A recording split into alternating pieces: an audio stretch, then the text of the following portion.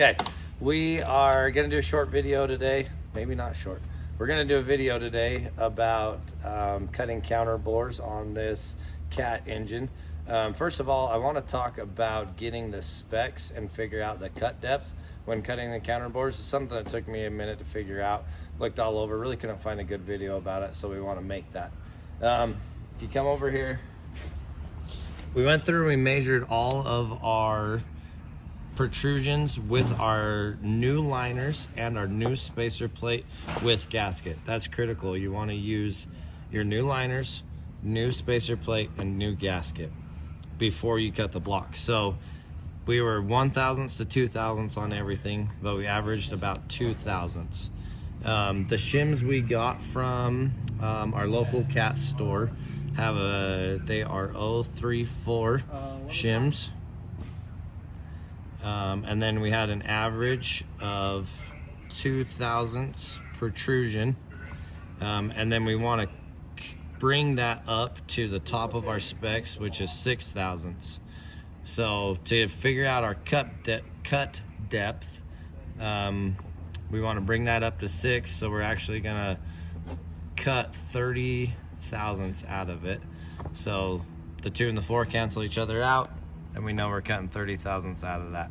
So we'll get the tool all set up and we'll actually show that process now.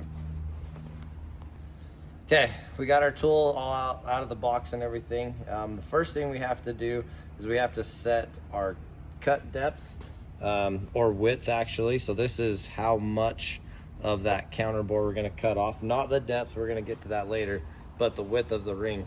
We're using the Monaco tool, and it actually comes with a depth gauge. So you can set that on there. You just want minimal contact with that gauge. If you don't have this tool, you can also grab one of your liner shims. You can place on the tool itself, and then look at that. So we're just barely cutting wider than that shim itself.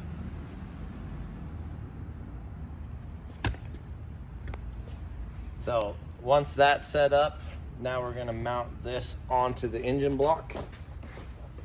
As you can see, we've already cut cylinders 1 and 2. We have our brake can diaphragms down inside to catch our metal shavings. So most importantly, you want to make sure your block's clean. You don't have any metal shavings underneath your cutting tool.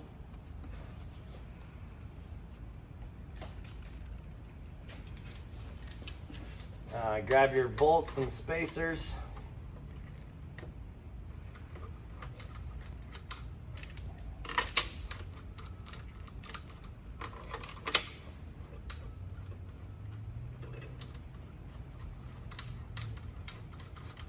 We just go hand tight on these for the first step. We want to lift the cutting head up so it's not making contact with the block at all, and run this bottom spacer down. So I can spin this, and we're not cutting, we're not touching at all. So we want to true this up and torque it down so we're level, and then we'll worry about the cut depth. Okay, Monaco spec for their tool is you torque this down to 30 foot-pounds. As you're doing it, I like to do small increments, and we're rotating each time. You want to make sure this tool has no hard spots at all. As you're torquing this down, you want to make sure it's nice and smooth, spins freely. These are such precision cutting equipment that there shouldn't be any hiccups, snags, hard spots. I can just spin that freely. So once we're torqued down, now we're gonna come and set our actual cutting tool down onto the block. So we're gonna hold this bottom ring and actually screw this down until that makes contact, which is right there. Lock that ring into place. So now that we got our contact made, we gotta go just a hair more. So we got that contact made. Now we can actually set this gap spacing to our cut depth. So as we figured out already we want to cut down 30 thousandths out of this block to get our liners to sit at the right protrusion.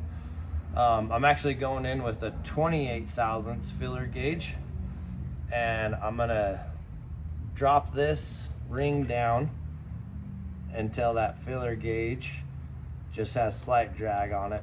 I go 2 thousandths smaller just because I don't want to overcut this block. I'd rather get close to that 30 thousandths and then measure and cut my final thousandths out of it. So just right there, I got a little bit of drag. We're gonna lock that top collar. And now this top collar, throughout the rest of our process, we're never gonna touch this top collar. We're only gonna move the bottom collar. So as we start, everything's gonna go clockwise. And then if you can see, each mark on this cutting ring is 1 thousandths. So loosen this, and I'm gonna bring this bottom collar 1 mark for 1 thousandths. Now we're gonna do that each cut. So we'll spin it, usually about 5 rotations until we're not cutting anymore. And now we're gonna drop it another thousandths. We'll cut that thousandths out of it.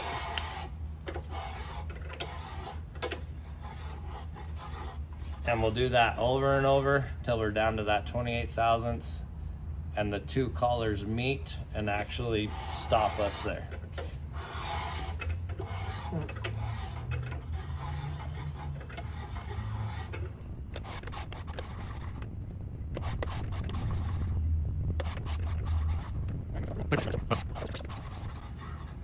All right, now on the internet and even talking to people, I've heard guys that'll cut 2 thousandths at a time. We've tried it, we've done it before, but it's not as smooth, and it'll actually leave chatter marks on the block. Some guys are like, oh, well, you can cut 2 thousandths at a time and then just go 1 thousandths when you get closer. But we just like to take our time, do it right. When we're cutting this, if you screw it up, you're getting a whole new block. So we just do 1 thousandths at a time instead of that 2 or 3 thousandths that some guys will do.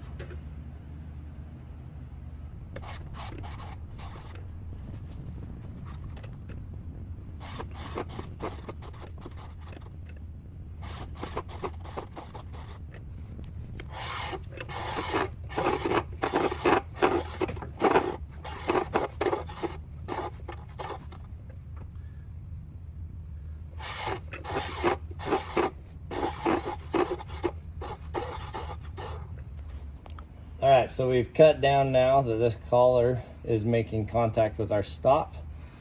So with this tool, you don't need to crank on anything, just hand pressure. You can feel that stop. We'll make our last cut.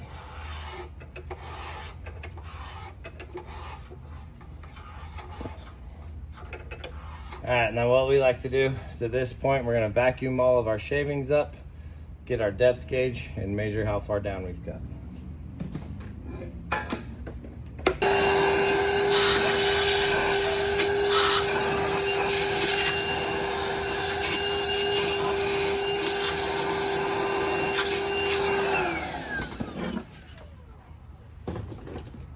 Okay, we got just this inside depth gauge that we like to use. It fits in here that we can measure that even with the tool set up. So we are at 29 thousandths.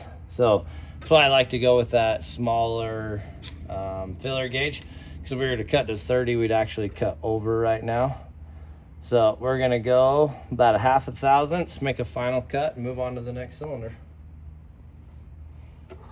So, but where our lock collar is already making contact, we'll leave the bottom one, and now we can adjust the top. We know we got to go a little less than 1 thousandths.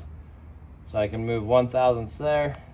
Now I can move that bottom collar 1/2 thousandths, make that final cut.